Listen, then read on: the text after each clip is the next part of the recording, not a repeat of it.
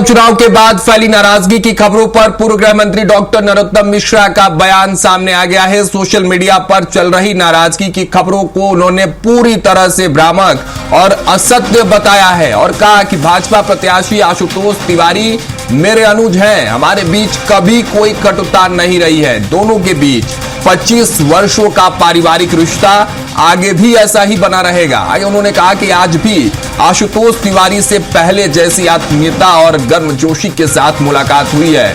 आशुतोष तिवारी को कर्मठ, समर्पित और मेहनती कार्यकर्ता नरोत्तम मिश्रा ने बताया है। समर्थकों और कार्यकर्ताओं से अपील की है कि ऐसा कोई काम या टिप्पणी न करें जिससे पार्टी, संगठन या आशुतोष तिवारी को नुकसान पहुंचे। राजनीति में उतार चढ़ाव आते रहते हैं, लेकिन परिवार, संस्कार और रिश्ते हमेशा अस्थायी रहते हैं। यानी कि जो दतिया उपचुनाव के नतीजों के बाद जिस तरह से टिप्पणियां की जा रही थी, जो कमेंट्स आ रहे थे, जो सोशल मीडिया पर पोस्ट आ रहे थे, उन सबको नकार दिया है नरोत्तम मिश्रा ने और कहा है कि आशुतोष तिवारी मेरे अनुज हैं, मतलब उनके छोटे भाई के समान है। 25 वर्षों से पारिवारिक रिश्ता है उनका। उन्होंने कहा अपने समर्थकों से भी और तमाम कार्यकर्ताओं से भी अपील की है कि किसी भी तरह के इस तरह की भ्रामक तस्वीर या किसी भी तरह के इस तरह के पोस्ट या टिप्पणी सोशल मीडिया पर या कहीं भी कमेंट्स न करे जाए जिससे संगठन, पार्टी या आशुतोष तिवारी का कोई नुकसान हो। यानी साफ तौर पर दतिया उपचुनाव के बाद तमाम पोस्ट, टिप्पणियों, कमेंट्स के बाद यह पहला बड़ा बयान नरोत्तम मिश्रा ने दिया है। आशुतोष तिवारी के फेवर में यह बयान है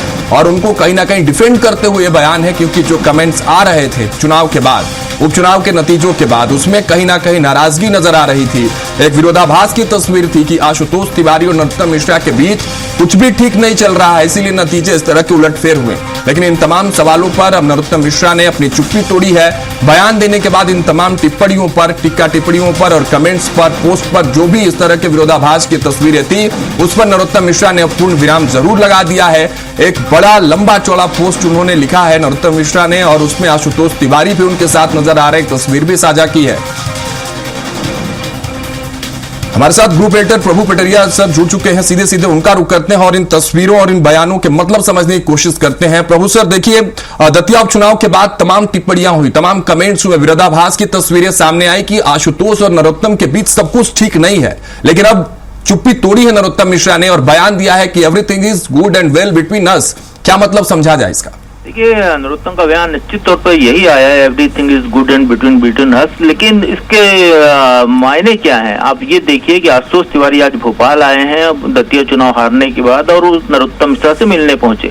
कल वो सीएम हाउस में जो बैठक थी उसमें भी थे और उस बैठक में निर्णय लिया गया कि दतिया की पूरी जिला कार्यकारिणी को भंग कर दिया जाए। तो जिला अध्यक्ष से लेके मंडल के पदाधिकारी और मंडल के जो भी कार्यकर्ता है वहां तक कार्रवाई की गई। करीब 1000 लोग जो है बीजेपी के इससे प्रभावित हुए, जिनको काम से हटा दिया गया। उसके बाद ये मुलाकात हुई है नरोत्तम की से आशुतोष तिवारी उनसे जाके मिले हैं और वहां पर जो बात हुई है उसके बाद नरोत्तम की ये पोस्ट आई है, उसमें उन्होंने पुराने पूरे सबका हवाला दिया। उन्होंने ये कहा कि हमारे बीच में कोई अंतर विरोध नहीं है, कोई राजनीतिक दुश्मनी का भाव उनके बीच में नहीं है। उनके कहने का आशय यही था, आत्मीयता पहले से बनी हुई। उन्होंने ये भी कहा कि जब मैं डबरा से चुनाव लड़ा तब से आशुतोष तिवारी मेरे लिए काम कर रहे हैं, तब से हमारे बीच में संबंध है, हमारे बीच में कोई कटुता नहीं है।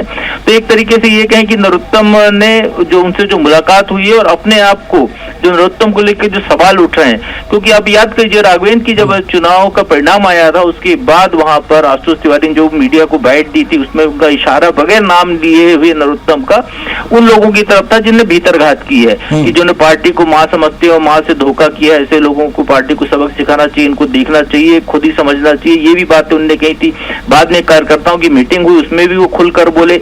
बस वो नरोत्तम का नाम लेने से बचते रहे और वही बात की यहाँ पे भी नरोत्तम ने जिक्र किया है अपने सोशल मीडिया पोस्ट में कि आशुतोष तिवारी ने मेरा कहीं कोई नाम नहीं लिया है, मेरे बारे में कहीं कोई आक्षेप नहीं लगाया है। लेकिन आशुतोष तिवारी ने आक्षेप तो निश्चित तौर पर लगाया। वो जो टीम थी वो वही टीम थी जब नरोत्तम का टिकट कटा था तो जो है सड़कों पर उतर आई थी, बीजेपी कार्यालय पर प्रदर्शन कर रही थी, जिसपे पुलिस को जो आंसू गैस के गोले छोड़ने पड़े थे। तो वो पूरी चीजें यहाँ पर आई है। लेकिन ये जरूर है कि चूंकि नरोत्तम के मामले में प्रदेश भाजपा कोई निर्णय नहीं ले सकती है, नरोत्तम का मामला जो है भाजपा ने, प्रदेश ने राष्ट्रीय इकाई को सौंप रखा है। लेकिन सर अब इस वक्त नजर है बीजेपी संगठन की ओर सबकी निगाहें है। ये तो टीका टिप्पणियां हैं, बैलेंस करने की कोशिश, एक डैमेज कंट्रोल जिसको लेकर सवाल उठे, उन सवालों के जवाब हैं, लेकिन अब सबकी निगाहें संगठन की तरफ है कि क्या सीख लेकर संगठन अब आगे बढ़ रही है। मैं दो सवाल आपसे समझना चाह रहा हूं, एक तो नरोत्तम मिश्रा के राजनीतिक सफर को लेकर और संगठन के सफर को लेकर कि अब इस सबक के साथ संगठन का अगला स्टेप क्या होगा। देखिए, जहां तक नरोत्तम मिश्रा के राजनीतिक भविष्य की बात है तो वो ये साबित कर चुके हैं, वो कह भी चुके हैं कि भाजपा वो कभी नहीं छोड़ेंगे, वो भाजपा में है, भाजपा में रहेंगे, भाजपा ने उनको बहुत कुछ दिया है, पार्टी जो भी दायित्व देगी वो उसको स्वीकार करेंगे।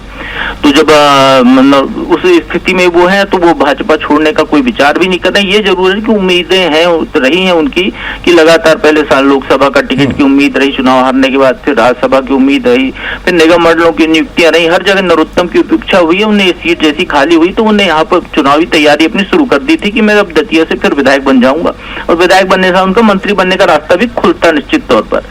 अब वो पार्टी को निर्णय लेना है नरोत्तम के बारे में, पार्टी क्या नरोत्तम के खिलाफ कोई एक्शन लेने जा रही है जो पार्टी तय करेगी, या फिर पार्टी नरोत्तम को यूं ही अभी रख के अगले विधान का इस्तेमाल करेगी, ये पार्टी तय करेगी। तो फिलहाल नरोत्तम का राजनीतिक भविष्य अभी जैसा है वैसा ही भाजपा में रहेगा।